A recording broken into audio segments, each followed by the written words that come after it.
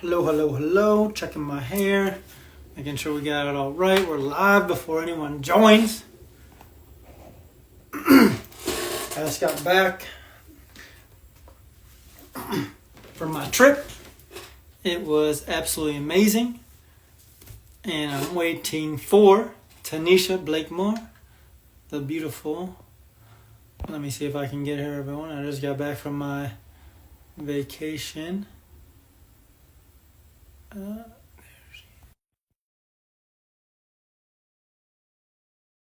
Vacation. I was in Aruba. Vacation's an interesting. Oh, beautiful.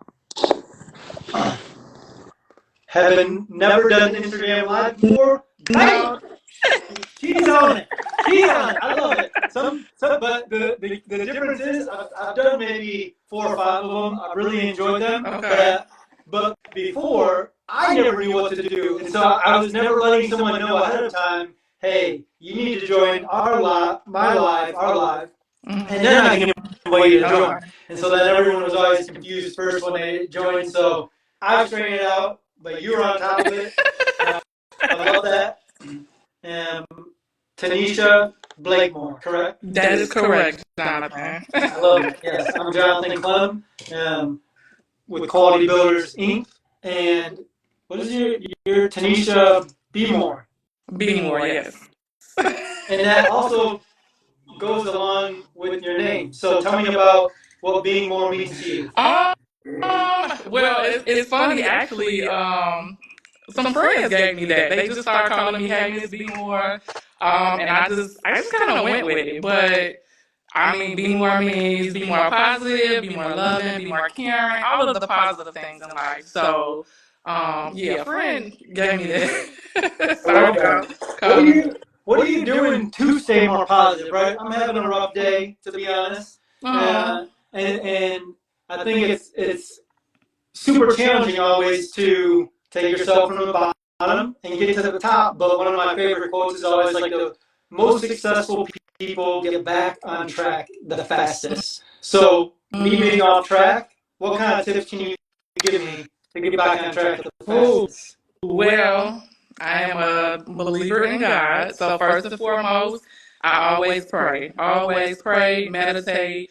Um, and also, I think what's probably helped me most recently in certain situations is remembering the things that I prayed for and where I am now. So I think about, So good. yeah, so I think, and I was having this conversation with somebody yesterday, but a lot of times we ask God, or we pray about things or whatever, universe, whatever your thing is, and we forget when we get those things when we asked for them 5 years ago, 10 years ago. So a lot of times you have to, just sit and reflect and ask yourself, am I where I was, 5 years ago? Am I where I prayed for 5 years ago?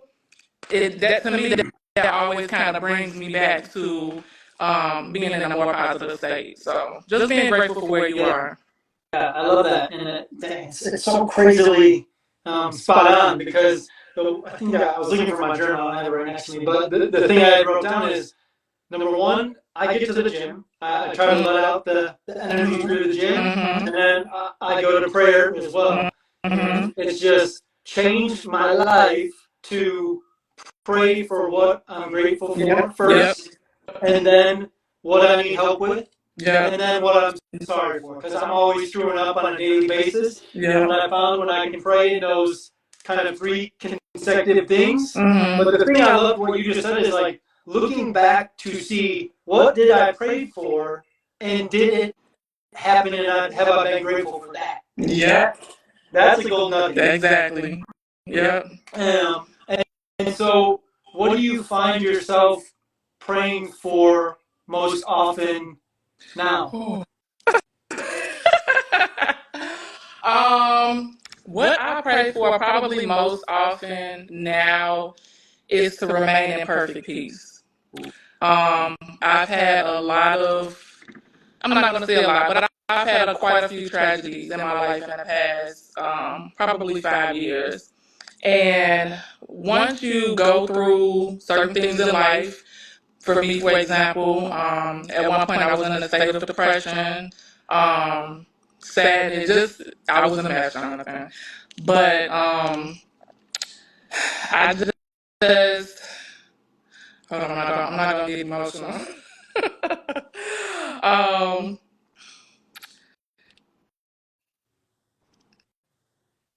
sorry. Okay. I love crying. Um, yeah. So I just basically just keep pushing through. Sorry. Take a second, because for me it's like the same type of feeling, same type of emotions I think we all go through sometimes. Is like for me it was when I was younger. It was loss for me, right? So it was like I was just telling my beautiful girlfriend about it yesterday. It was like the loss hit me, and so I went away to college, and that's kind of when you're coming aware, figuring yourself out, and for me, it's like I turned to smoking and drinking because I was always insecure, always got bullied growing up, was always short, and just never felt like confident in who I was. And then instantly, like the loss hit me. So it was probably the three people closest to him in my life were my uncle died when I was 20, my grandma died when I was 22, my mom died when I was 24, and they were just like boom, boom, boom, and then like the most interesting part too is like I hadn't even processed the loss until call it 2 or 3 years ago, and I didn't realize that there was things in my life that I didn't like a funny example was I think it was last year or something, and I was with my girlfriend putting up ornaments. I was like, oh, I don't like doing ornaments for Christmas, and I didn't realize it was because my mom loved putting up ornaments. Yeah. And it was like it took that real introspection to like start looking into my emotions to figure out why I was feeling what I was feeling, and then talking about them. Yeah. And then all of a sudden, I felt like I processed those losses that I never processed, and I'm able to move forward. And I feel like I could never do that, and I was using other things in my life to substitute to cope with that loss, and not even being aware of it. Yes, absolutely. And my story is actually very similar. So my mom passed in 2017. And then 2019, the property that I owned on the south side caught on fire. Um, so right before COVID, uh, which was horrific. I had to wait a year for that to get renovated. By the time that was back up and running, and I, were able to get new tenants in, my dad passed in 2020. And it was after my mom passed, I thought that I was in that space of, okay, I think I'm grieving, but I'm at that place where I'm accepting of her not being here. At that time, I really felt like I was living life on like autopilot. I was living. I was still kind of just going through the grieving process after she passed. But I thought I was coming out of it, and then that's when my building caught on fire. And if anybody, and I had just a backstory, I had the building for 18 years. So, and it was my first investment property. So that was like my baby. I cried, Jonathan. Like the news people were, I just cried. But for me, that was a great loss too, So I had to kind of grieve that process. And then after my dad passed, I'm like, okay, God, I can't take another hit. Like it's just too much.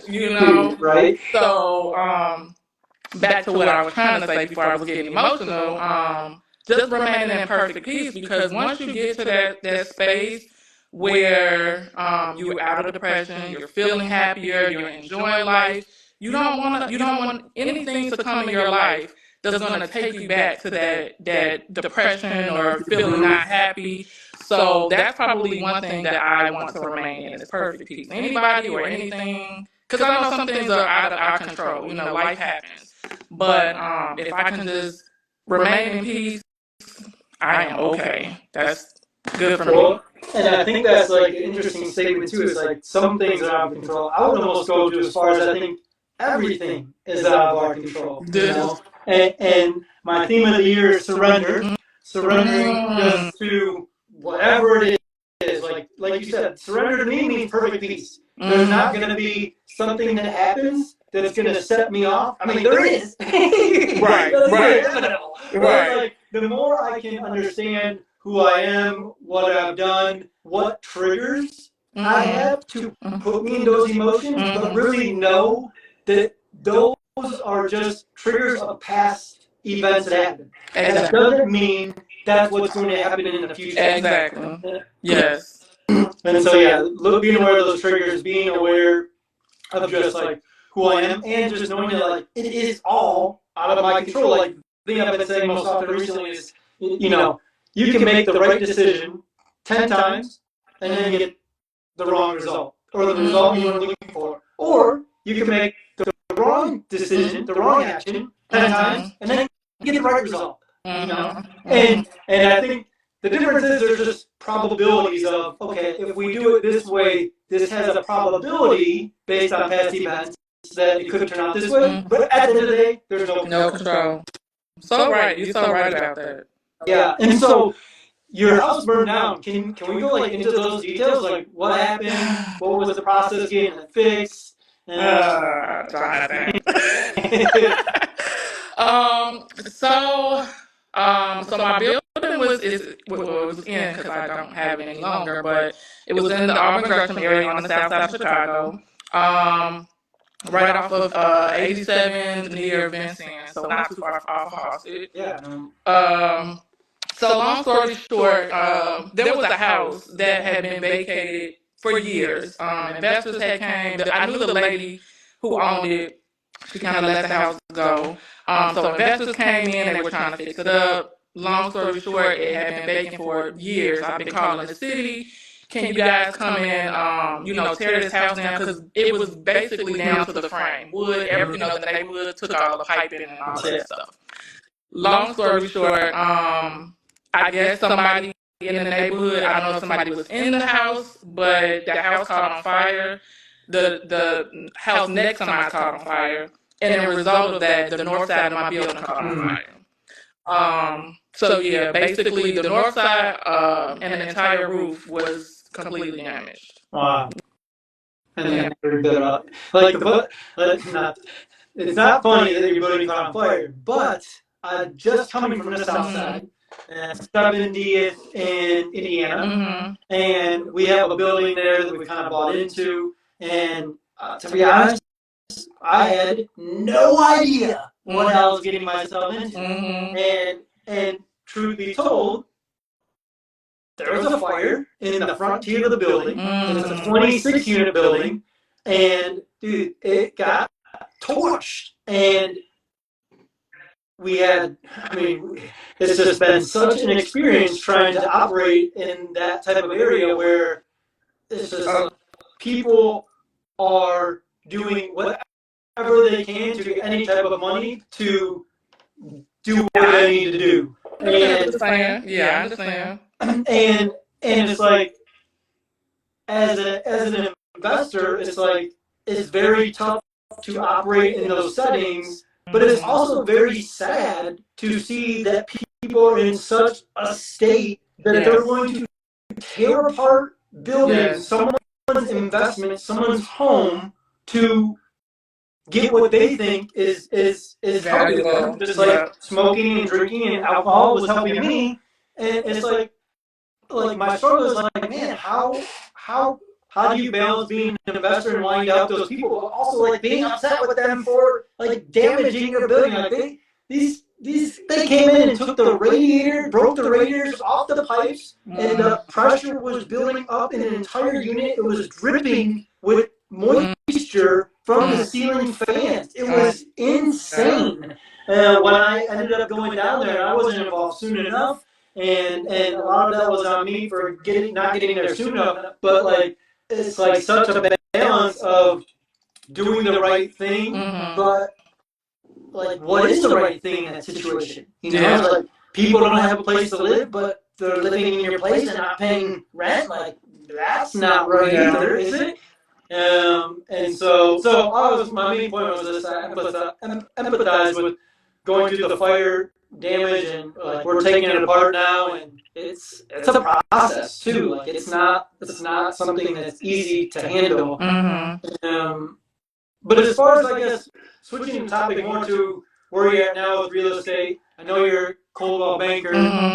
What's been your real estate life like? Like how did you get into real estate? You had that initial property, and then kind of where you're at right now. But how did you get started? So I started with investment. So I purchased that property. I was 25. I'm kind of telling my age now, but I started at 25. I actually house hacked, which I didn't know I was house hacking at the time, for about 10 years, until my mom got sick and I moved back home with her. And then after the property caught on fire, 2019, I got licensed as a realtor. Mainly because, so long story short, I have a friend. She lives in Tampa now, but she was a realtor here in Chicago, a really good friend of mine. And I would always talk to her about real estate, being a realtor. She's like, Tanisha, why don't you just go take the exam? And I'm like, I don't want to have to talk to people. Like, I don't want to deal with the sales part. And so she's like, you absolutely love real estate. That's all you talk about. Every time we get together, you're talking about real estate. So I went in and I took the exam.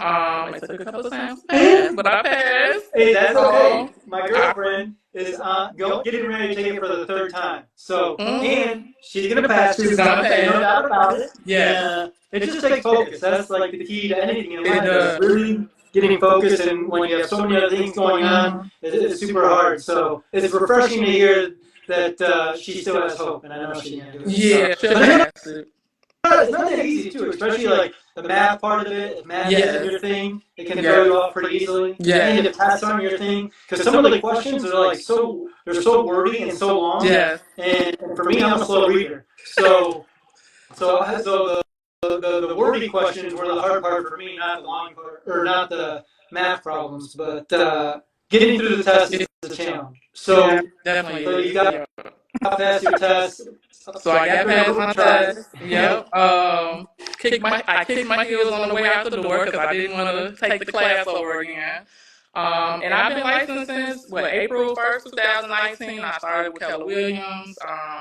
I was with them for about 3 years. After that, I transitioned to another company that was fairly small, but it was only for a couple of months.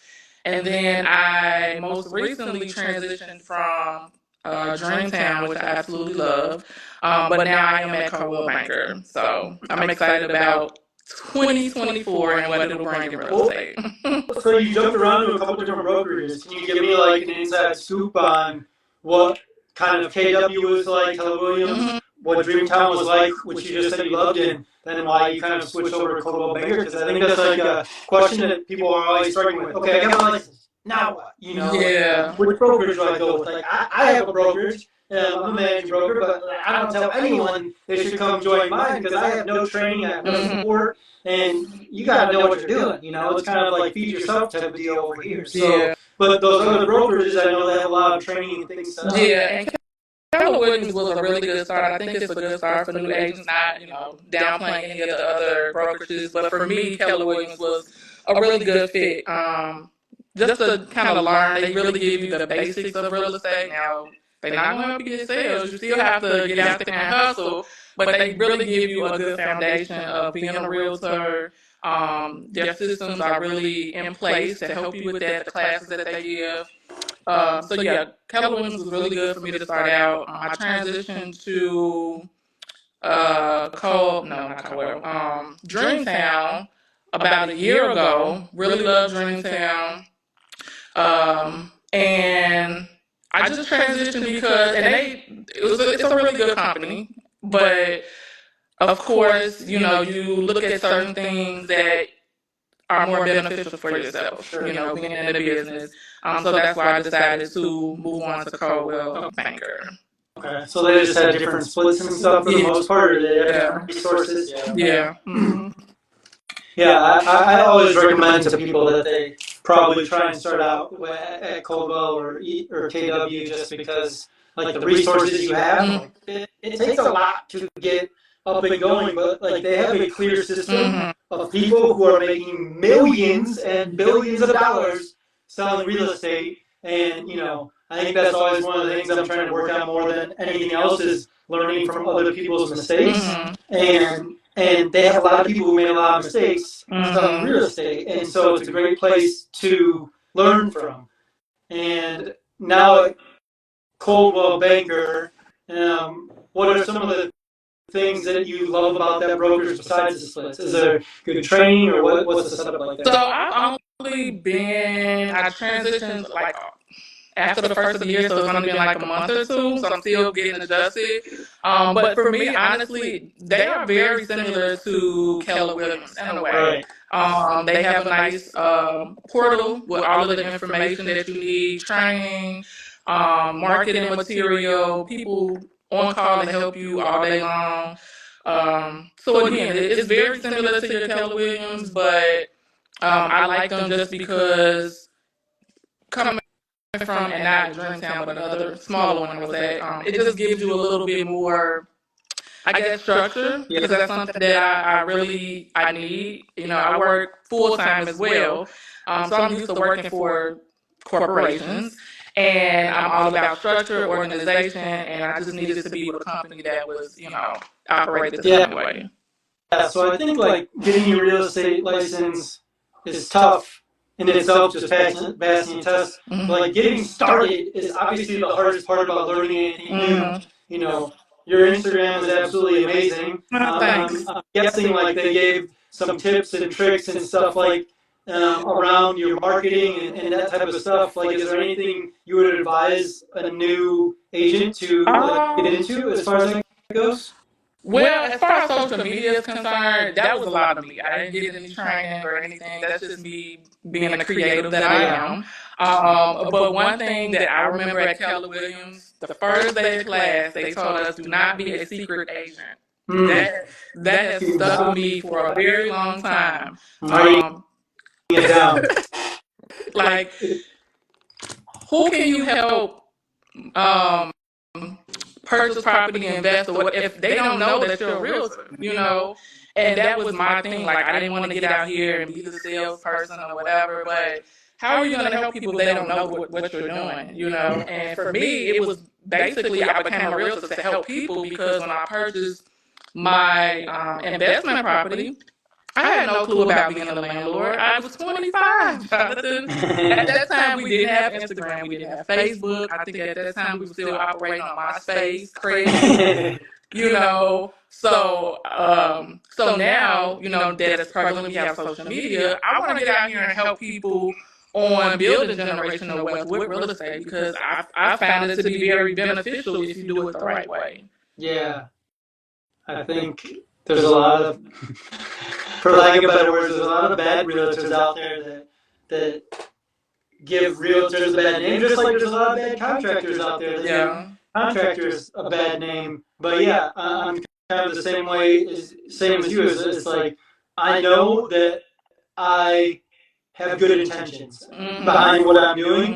I know that I want to help people. I know I want to educate people. I know that I want to serve people. Right. I think that act of like selfless service is something that really helps us get away from our wants and our desires. I think that's like something that Ed Milet said. I love Ed Milet, but he says something like, yeah, like the second you're feeling down about something, like get out and serve someone else, and that's going to change your day right away. Yeah. You said something else that I was going to touch on, but I can't remember. It was about investing. So do you work with a lot of investors? You know what? I don't. And that's actually something that I am hoping to get into this year and going forward. Because I mean, that's kind of where my experience has been. And I would like to work with people that are first time investors as well.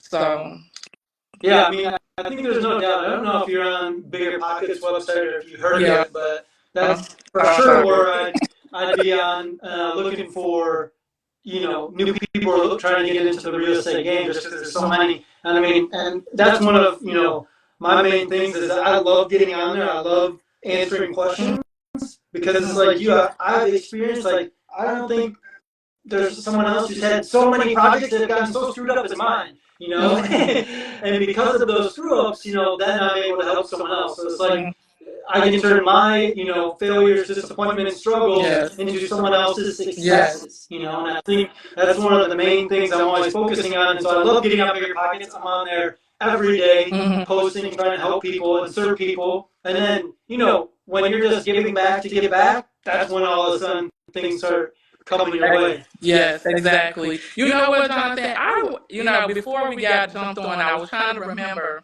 because I know we've been in communication for some years now, off and on. And now that you say it, I think I found you on Bigger Pockets, but it was like many, many years ago. It was either Bigger Pockets or LinkedIn. I want to say it was Bigger Pockets, though. Yeah. Many, many, many years ago, when I was probably trying to research something about being a landlord.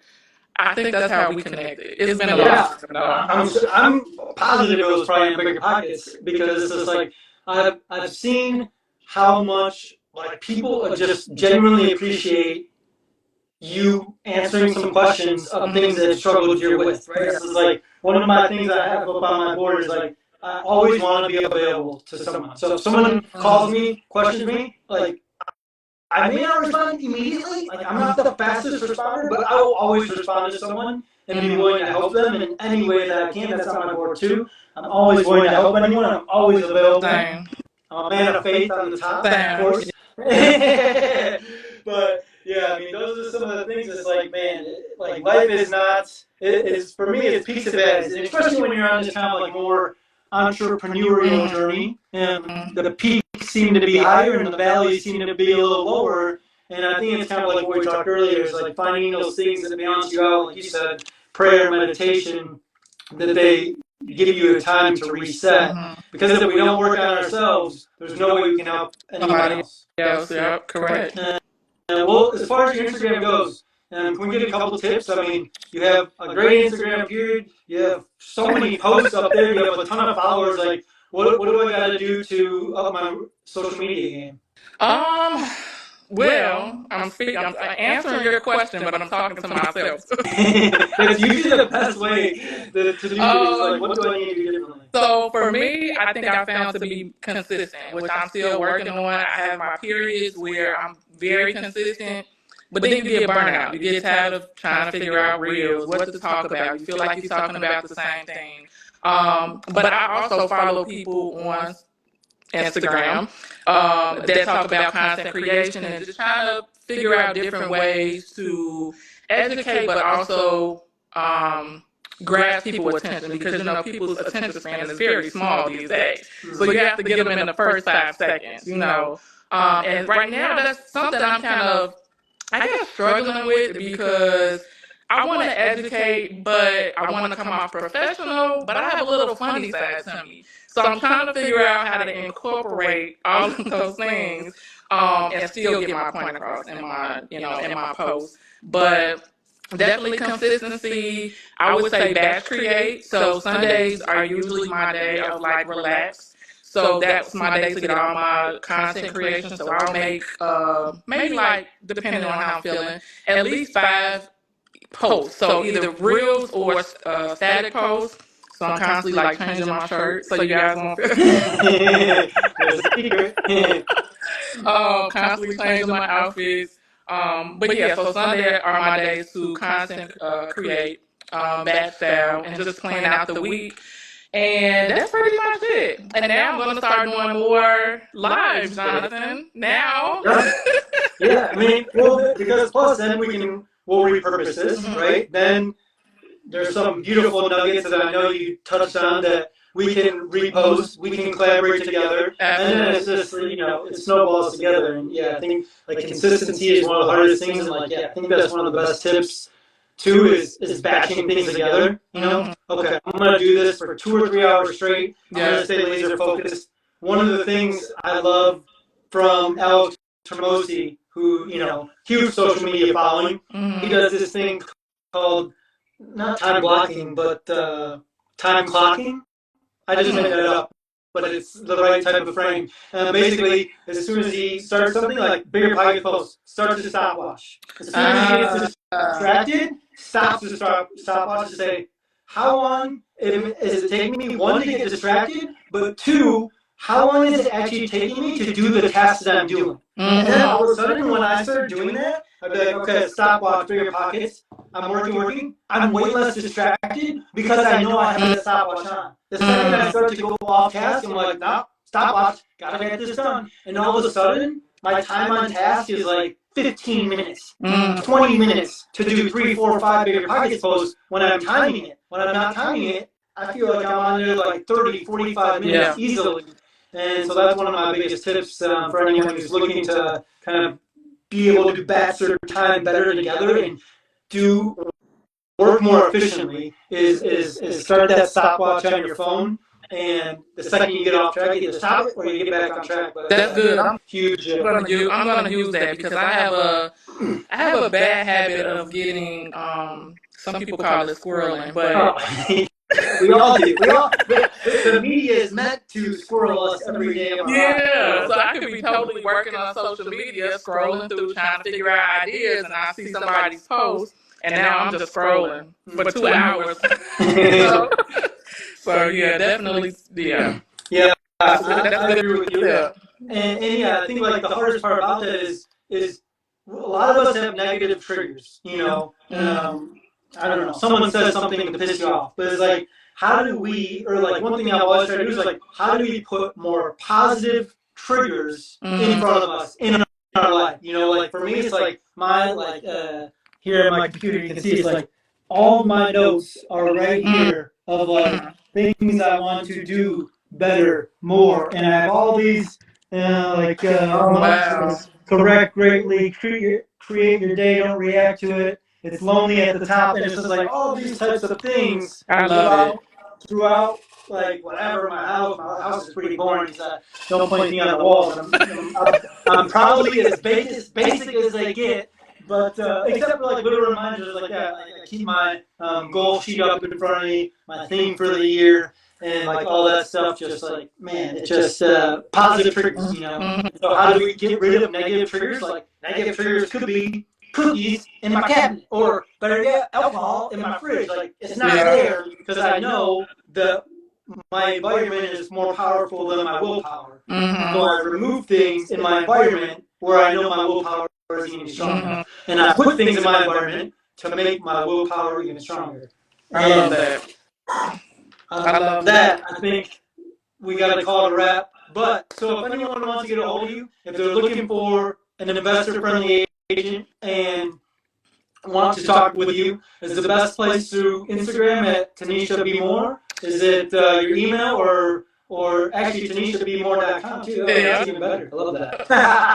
So my website TanishaBlakemore.com, Instagram Tanisha B. Moore, Facebook Tanisha B. Moore, TikTok Tanisha B. Moore, and what else? Email address info@TanishaBlakemore.com. So are you, one more quick tip, so are you posting on all those different platforms with a posting thing, or are you doing it on your own?